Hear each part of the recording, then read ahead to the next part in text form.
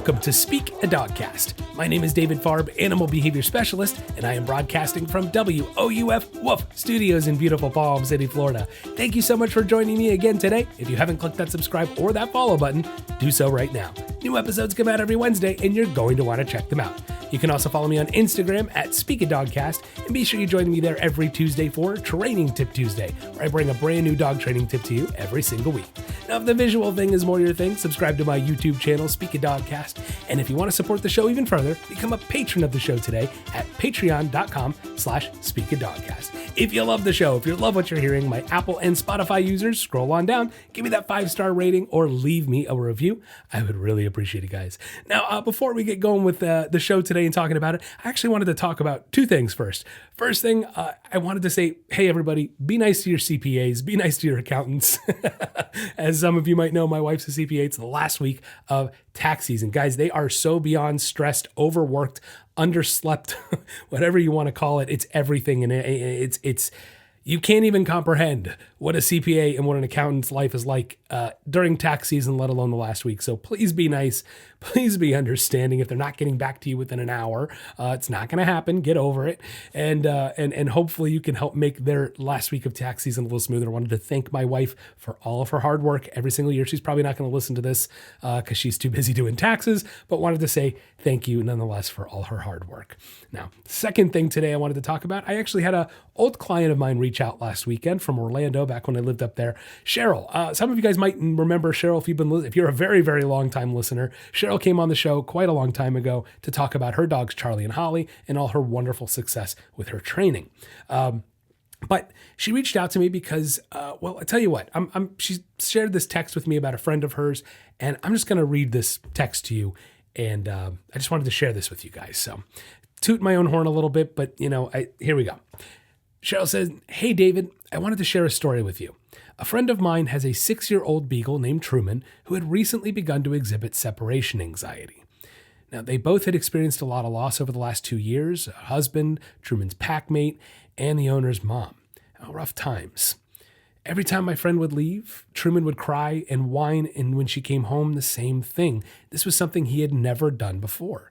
As you can imagine, she was still grieving all the loss and was at her wit's end as to what to do. I searched through all your podcasts, found the episode on separation anxiety, and shared it with her. It was an absolute revelation for her. She's now getting Truman out every day for a 1-mile+ walk. Plus, she's walking more herself even after walking Truman. Truman has stopped the aforementioned whining, and when she comes home and after leaving him alone, he's happier, she's happier, and things are looking better. Just wanted to let you know that you continue to make a difference in lives every day." Whew. Yeah, it gets me a little choked up. It does, because, guys, this is what I set out to do when I did this. I wanted to help people, I wanted to help dogs, and I wanted to make a difference in people's and dogs' lives. That's what I started out 15 years ago doing. And, now here I am on this podcast platform where anybody around the world can listen to me, can take this information and roll with it. And it's so humbling, amazing, cool, whatever you want to call it. I just I have to say thank you to Cheryl for sharing that with me. Thank you to her friend who took the information and put it into play. Thank you to all of you guys for listening and continuing to listen, continuing to support the podcast. I really appreciate it. It's incrediable. I almost don't even have any words for it. So just wanted to share that with you. Cheryl said I should share that with you guys. So there we go. Again, just thank you to everybody. Thank you for everybody, your hard work. Continue to do it. Continue putting in the time, and you guys can see a difference with your dogs too. All right. I love it. All right, so let's get into it now. Let's talk about the podcast today. Now, today on the show, we have how to level up your training. Yes, we're going to level up that training today, guys. You want to go from a good trainer to a great trainer? This is the segment for you, so have a listen. Then we have a segment on double trouble. What happens when you get 2 dogs and you shouldn't have? We'll talk about that and more. Then comes the History of Animal Mascots 101, followed by the listener Q&A. If you have any questions for the listener Q&A, you can email me, questions@speakadogcast.com. Feel free to message me on social media. Either way, question could get featured on the show. Now, before we get going with today's show, I've got to give you that trivia question. Today's question is going to be, what land mammal has the most teeth? Yes, what land mammal has the most teeth? I will give you the answer to that question somewhere in today's show, so be sure you stick around, sit, stay, and enjoy the podcast.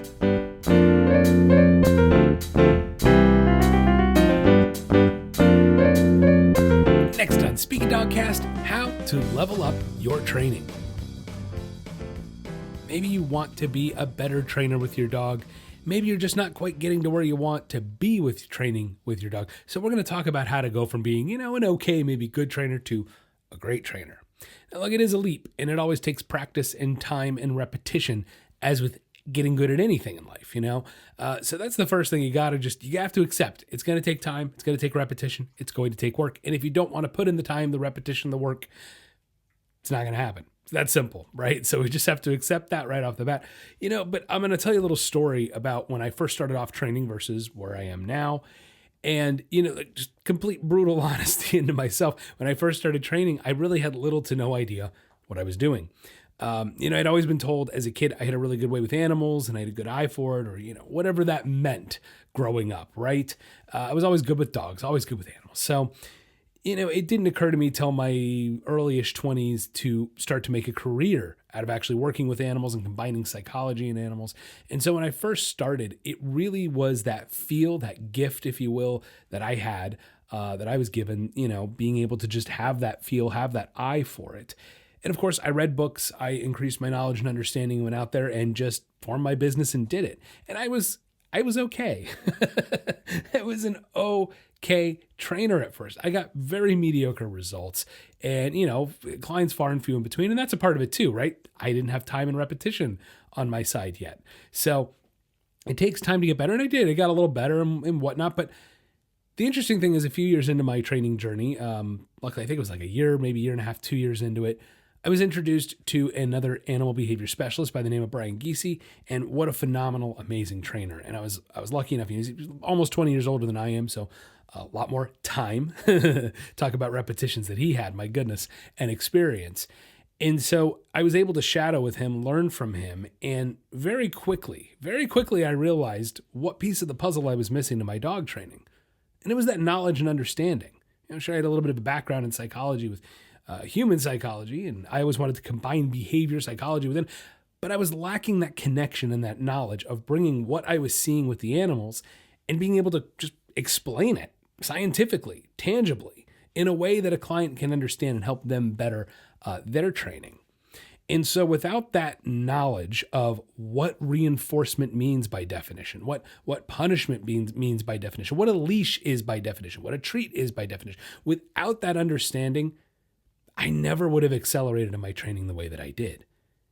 And then with that knowledge and then time and repetitions and hard work, I got a lot better at it, And that's the very first thing that we really have to talk about is knowledge and understanding. I know it sounds kind of, I don't know, cliche is really the word, right? Like you have to have the knowledge, but it is everything. You have to be able to understand what you're doing or you can't do it. I oftentimes will compare dog training and psychology. It's sort of like an algebra problem. We all know what we want on the other side of the equal sign. Whatever desired behavior that is in your pet that you're looking for, that's the other side of the equal sign. You know what you want. You know the end result. But how do we get there? The variables in the middle of the problem, X and Y, that's what we're missing, and that's what you're missing.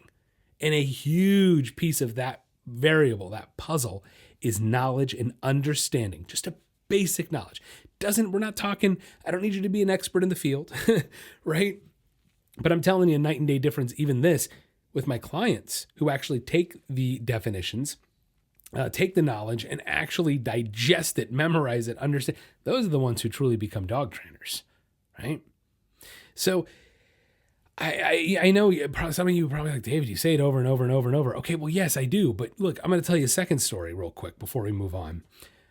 Like one of my most difficult clients in 15 years that I've been doing this, without a doubt, one of the most like top 3, hands down, not even a question. And I'm going to try to tell this story as neatly as I can. There's things we don't necessarily need to get into on the podcast today, but needless to say, this guy was not a nice person. His whole thing in life that brought him success is control and power. That's how he got somewhere in life. And you can tell when it's amazing, just a little snippet into this gentleman's life, being in his home for a little while, talking with him, things I experienced. You can see how that has worked for him in his life. And when things don't go his way, when things are not within his power, or someone's more knowledgeable than him, it doesn't go over well. And he has to power shift back to get himself back on top. That's the kind of human being this gentleman is, whatever. And it got to a point, guys, that, look, this goes back to, honestly, my very, very, very first episode of the podcast. I believe I talked about this, where it's know your worth. Know your worth, guys. I'm not going to sit there and be spoken to the way this gentleman did. And that's why it ended. And so I painted myself out of that house by saying, okay, sir, you think and he started to tout off how he knows all this about dog training and psychology. He already knows everything about that I'm saying. He doesn't even need to be involved because he knows everything, right? And I really wanted to be like, well, if you know everything, then why am I here? Why is your dog not trained then? There's a head scratcher. Maybe because you don't know everything. So I quizzed him. I did. I quizzed him. Guy said, okay, you know what, sir? You know everything. What's the definition of positive reinforcement? Gives the answer, wrong answer. How about negative reinforcement? Gives the answer, wrong answer. He actually tried to give the definition for punishment for that one, which if you're a regular listener, you know how wrong that answer is. I asked him, what's the definition of punishment? Gave an answer, wrong answer. He went 0 for 3, guys. He got a 0% on his quiz, but he knows everything about dog training. I mean this in sort of a nice way, and at the same time, guys, get out of your own damn way. You don't know everything. And a lot of people out there think they do, even when you hire an expert. So I mean this with love and care. Get out of your own way. Accept when you don't know something and learn from it.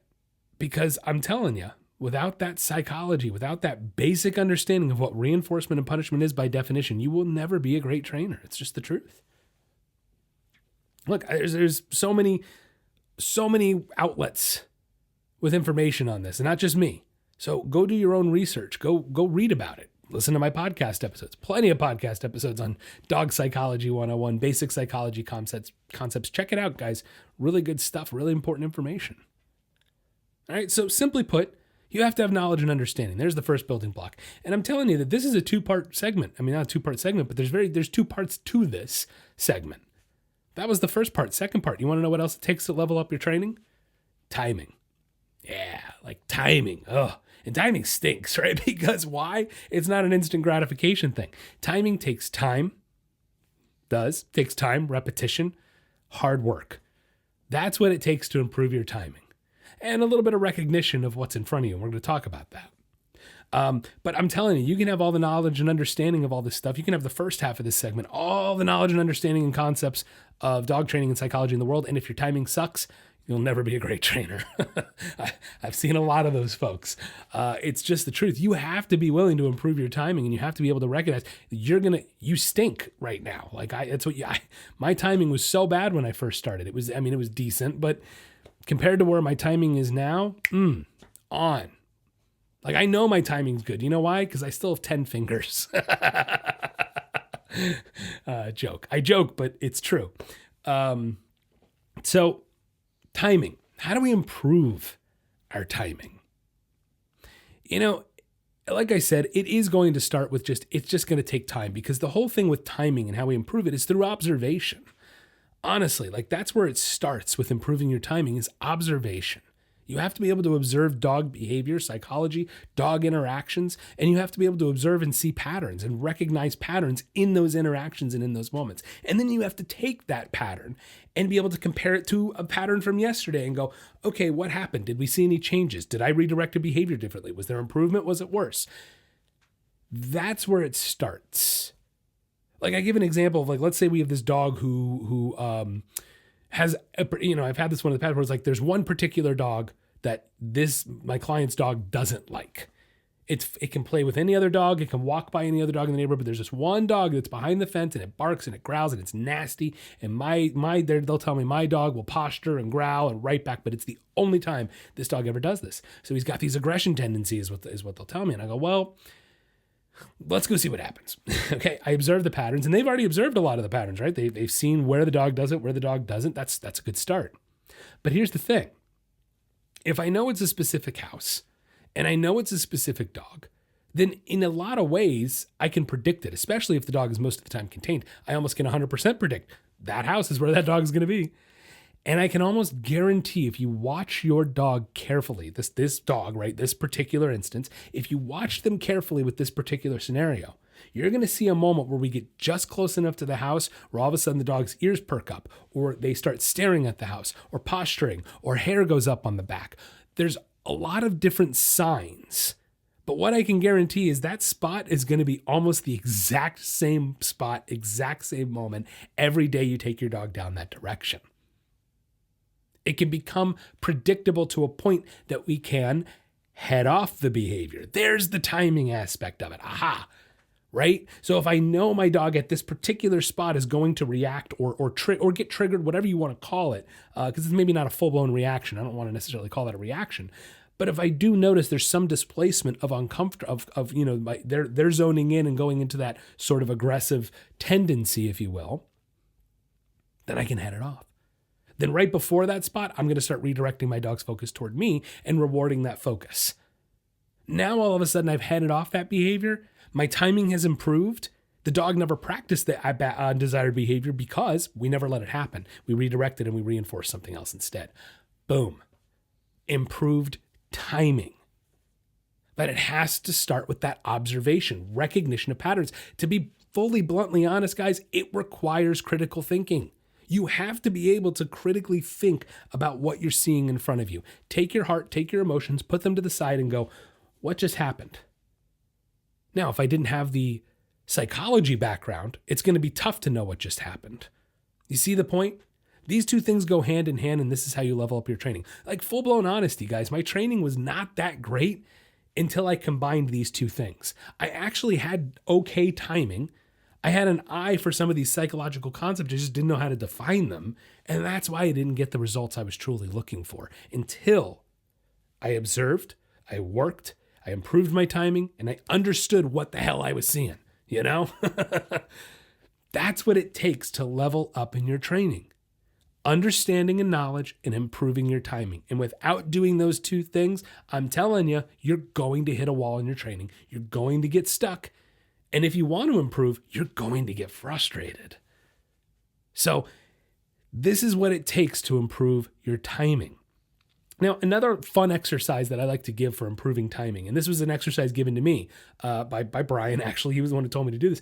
He said, go watch Dog Whisperer, right? Go watch, and again, this was how many years ago when Dog Whisperer was still even more popular, but go watch any of these TV dog trainers. Go watch them work a dog and see what happens from the psychological perspective. And what I mean by this is I want you to recognize, oh, that was positive reinforcement. Oh, that was a punishment. Yeah, now he's negative reinforcing. If you can start to watch from, back here and recognize all these things somebody else is doing, it actually can improve your timing because you start seeing it and you can implement it better yourself. It was a really, really important tool for myself in improving my timing. And look, even myself, go. Those of you that have not subscribed to my Instagram page, go check out my Instagram page, Speak a Dogcast. You might find some examples there of me doing a little bit of training. Hell, call me out for it. I would love it. On my timing, it may be great. Maybe it's not so great. I'm human. I make mistakes. I'm not going to be perfect. But maybe I didn't release a leash quick enough. Maybe I didn't give that treat as fast as I could have. Maybe I missed an opportunity to redirect.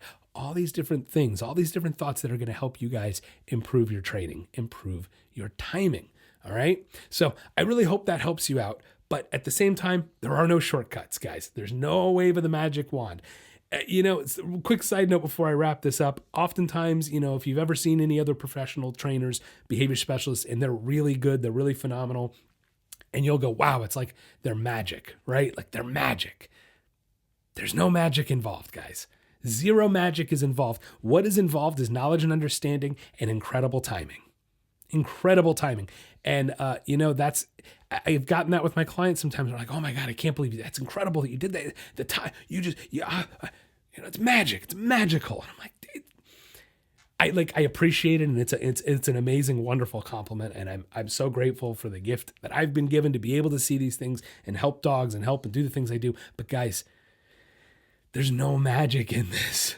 There's no magic. I'm telling you, it's understanding and knowledge. You have to get out of your own way. Be willing to improve, be willing to change, be willing to accept that maybe, just maybe, you haven't been doing things as well as you could be.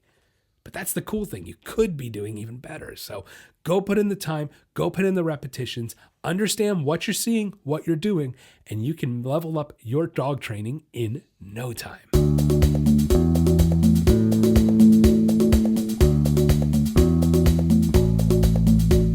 Are you tired of your dog barking all the time? Or maybe you want them to stop jumping on people when they come over. Or does your dog take you for a walk instead of the other way around? Well, we can help. At the Nature of Training and Speak a Dogcast, we are committed to improving the relationships and lives people have with their pets. No matter what behavioral issue you are experiencing, from an unruly puppy to more severe issues, we can help. Our virtual training programs are catered to you and your pet and create a training plan that gets results. For more information, you can check out our website at www.thenatureoftraining.com or find us on Facebook or Instagram at Speak a Dogcast. With the ability to connect, teach, and train with pet owners around the world, together we can make a better home for our furry friends. The Nature of Training and Speak a Dogcast, helping you achieve success with your pet.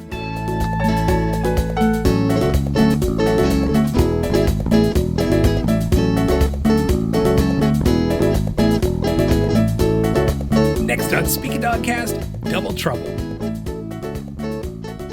Yes, Double Trouble, 2 dogs. What happens when you get 2 dogs and maybe you shouldn't have? Oh boy. Look, I've done segments on saying you should think twice before getting 2 dogs. You really should consider it. You should always train your first dog before you get a second dog. A second dog is never the answer to fix your first dog's problems. That's the first and foremost. But what happens when you've already gotten that dog and now here we are? Look, brutal honesty time, guys. Here it is from the professional. Brutal honesty. If it's not working out, maybe you should consider rehoming the second dog. I know it's not ideal. I know it's not what you want to hear, but listen to what I have to say here. The reality is you most likely got a second dog to supplement your first dog's problems. And what you have found is that it has now compounded your problems. You now have worse problems and it's just multiplied all your issues. So if we didn't have time to fulfill the first dog's needs, maybe the second one is not the answer. I know, I don't like being the bad guy, and it's not my decision to make, I'm just telling, I don't tell people if they should get rid of a dog, but I do tell people that, look, maybe you should consider the best option for you, your family, and this dog is to find it a better home that's going to give it the time, love, and commitment that it deserves. I know you don't want to hear that. And so here's the thing. If you don't want to hear that, if you don't want to get rid of that second dog, if you have fallen in love with Fluffy number 2, what are you going to do? Right? So I'm going to give you some hints, some tips, and hopefully this will help you out and you can kind of stabilize the household a little more. Look, first and foremost, as I just said, a lot of people get a second dog to help squash, whatever you want to call it, some of the first dog's behavioral issues. And so there's no workaround. I mean, I just mentioned it in the last segment. There is no magic wand. There is no quick fix. There is no just magical fixing of your 2 dogs together. And look, I will say this. Before we get into it on the tips and how to go about this, I will say, if you have a second dog that you've brought into the mix, and guys, they're not getting along, that's a different story. It's not that it can't be fixed. It's just that it's going to take a lot of work and time to fix it. Now, maybe you're committed to that, and that's phenomenal, but you need to hire professional help if that's the case. If you had 2 dogs that are not getting along, you brought a second dog into the mix recently, please hire a professional, guys. This is not something to mess around with. It's not something to wait and see if it works itself out. It's not how it's going to go. All All right. Food for thought. Okay. So what can we do to go about solving our problems of having 2 dogs? You're not going to like what I have to say. I'm telling you now, you're not going to love what I'm going to say, because here's the thing, guys, there are no workarounds. It's going to take time and effort. And what I usually tell people is, like I said, if you got the second dog to fix the first dog's problems, well, then you should have fixed the first dog's problems to begin with. And that's where we have to start. It's just bold, honest truth, because a lot of times your first dog's behavior will rub off on the second dog or vice versa. And that's why we're finding amplification of bad, undesired behaviors. So we need to set aside time to be working with these dogs individually. And I usually say, usually it's the first dog. It's the dog that was in the household first that we really want to start focusing on more. But I like to go for the dog that is kind of the root cause of the issues. Now, with that said, most likely, and this happens more than 50% of the time, when I walk into a house with 2 dogs and they'll tell me this one dog is the issue, more than half the time, it's actually the other dog that's the issue. Okay. And again, this is where behavior, this is why you hire. So this is why I recommend you hire somebody. Okay. One way or the other with 2 dogs, it might be a good idea to hire somebody. It's a lot, guys. It's a lot of time and effort. And so that's the thing. You have to set aside time individually to work with these dogs. And it needs to start with very basic stuff, basic commands, leash work, teaching your dog to listen, and quite frankly, respect what you have to say. Okay. That's where it has to begin. Because if you can't train one dog individually on 2 feet of leash next to you, how in the world do you think we're going to make this work off leash in the house all the time with 2 of them, right? So very basic, very simple, guys. This is the first thing. You have to work your dogs individually on very basic things. Basic leash work, sitting, staying, commands, lie down, leave it, drop it, okay? Walking in and out of the front door controlled playtime, sitting and staying, waiting for our food. I can go on and on. Anything I've talked about on this podcast about getting your dog to do something, right? We would talk about the front door exercise. Anything you can find to make your dog do, quote unquote, do, give them a task to do, give them a job to fulfill, the better. All right, so that's where it has to begin. Very, very basic stuff. From there, we've got to take it up a notch. We have to move to exercise. Daily walks, and this is the tough one to start with, guys, because most of the time when we walk into a situation like this, most people aren't going to be able to walk both dogs simultaneously. And so this is why I said you may not like what I have to say. You may have to wake up an hour or 2 earlier because you need to get both of these dogs walked individually. Now, this is where families have an advantage. You got 5 people in the household. One person walks one of them. One person walks the other individually, separately, working on the quality of the walk and getting, this is the leash work side, right? But it also is the exercise side. Leash work, we've talked, we start at home, we start very basic inside, and then we work up to the walk. But we've got to get your dog on a walk. We've got to get them mentally stimulated and physically tired, okay? Depending upon the breed, depending upon the size, is going to depend upon the length and intensity of the walk. But a nice swift walk, we're not going to get into the details of the walk. I'm sitting here going, why am I getting into the details of the walk? This isn't about the walk. If you need to learn about the walk, go listen to my segments all about the walk. Plenty of them.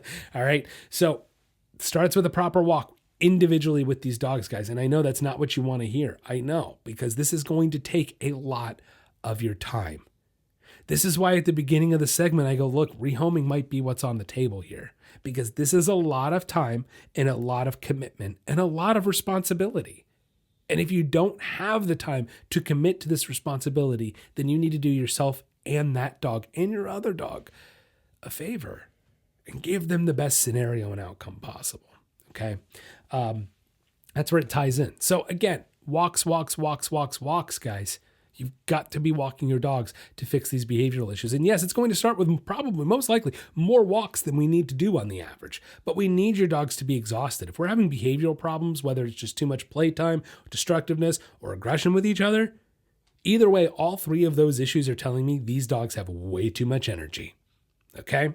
Now, of course, playtime can be a part of it too, but the issue is if we have our dogs, if we have issues between the 2 of them, whatever it might be, even if it's just overexcitement, it might be better to play with the dogs individually for a little while. Again, how much more time? We are doubling our time. I always say getting 2 dogs is doubling your trouble. And I mean it quite literally, that you now have to double the amount of time you're putting in to resolve these issues. Once these issues are resolved, guys, then yeah, we can take both dogs for the walk on a walk at the same time. We can let them play together and not have to do separate playtime, separate dog park trips, separate doggy day camps, whatever scenario works out for you. Okay? And there's another side of it too. Doggy day camps are not a bad idea, especially if we've got two dogs that maybe we're still acclimating and everything's not totally hunky-dory yet. Why not take one dog to doggy day camp on Monday and take the other dog to doggy day camp on Tuesday? That way they swap. They get to meet other dogs and not have that dog around, right? They get to each have the house to themselves a little bit, feel like they're not being suffocated necessarily.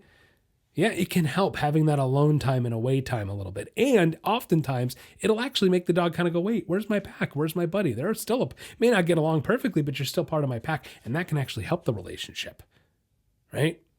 So we have all these different things we can actually do to help work through this. But I'm telling you, it's time and effort to work through two dogs, guys. It's just, and especially the time part. The time part just tends to multiply like you wouldn't believe when you get a second dog and it doesn't just all go according to plan.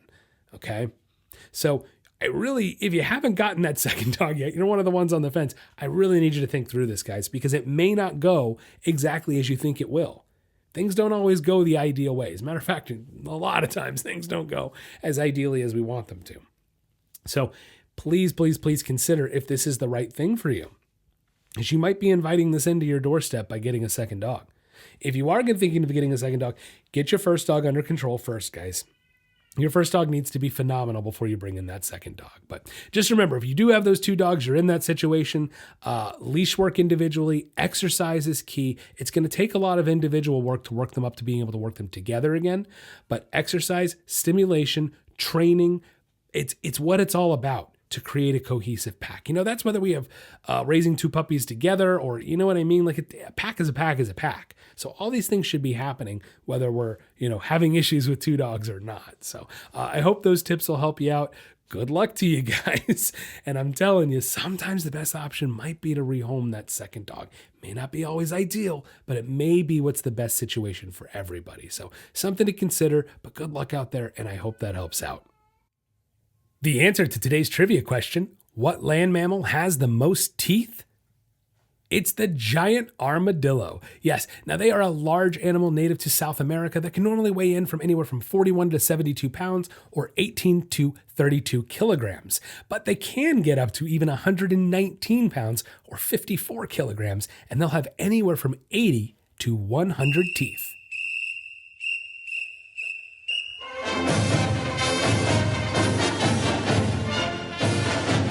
Next on Speak a Dogcast, it's the History of Animal Mascots 101. Today, we'll be talking about the University of Maine. Founded in 1865, the University of Maine is the flagship university of the state of Maine and is the only school in the state to compete in Division I athletics.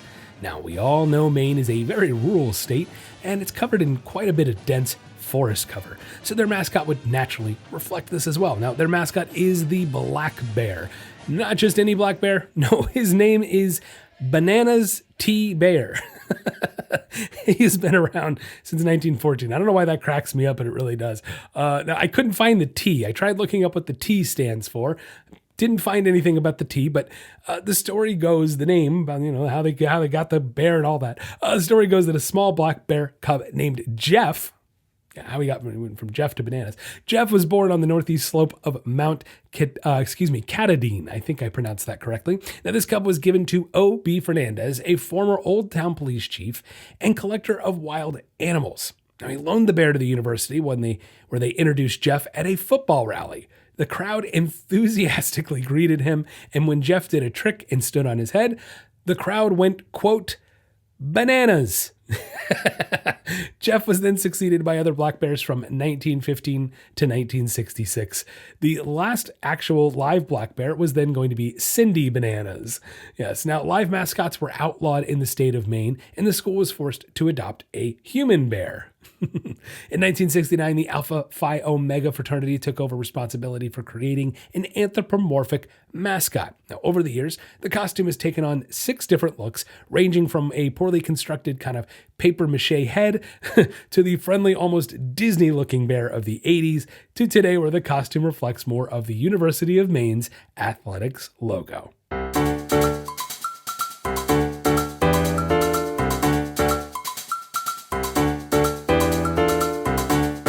Next on Speak a Dogcast, it's the listener Q&A. The first question today comes from Angie from Dunedin, Florida. Angie says, it's starting to get hot here again, and I know down by you as well. Now, I have a yellow lab, and I wanted to know how hot is too hot to take him for a walk. Angie, thank you so much for the question. Yes, it is starting to get hot this year. It already is. We're kind of going like up and down, right? We just had that little cold snap, but yeah, I think we're kind of out of that. We're into April. It is going to start getting hot. It is going to start getting warm, and it's definitely something you need to be concerned about. So, look, I give the 5-second rule, Angie. We want to do the 5-second rule. You're going to go outside. You're going to put your hand down to the ground, down to the concrete, the cement, and you're going to hold your hand there. If you can hold your hand there for more than 5 seconds without a problem, without it being hot, you're good to go for your dog. But if you cannot hold your hand there for 5 seconds because it's too hot, then it's too hot for your dog. The biggest concern, yes, obviously overheating, but we also want to be worried about the concrete because it can actually blister their pads. Now, look, everybody listening, this isn't just for Florida people. Up north, when it gets to the dead of summer, this is something you need to be concerned about as well. This is a legitimate concern, something that can really happen, and I've seen it. It's horrible. It literally like peels the dog's pads back from blistering from the heat. So please be careful. Please do the 5-second test. It's a very easy, quick thing to know if it's too hot outside for your dogs. Now, of course, Angie, you want to look out for heat exhaustion signs as well.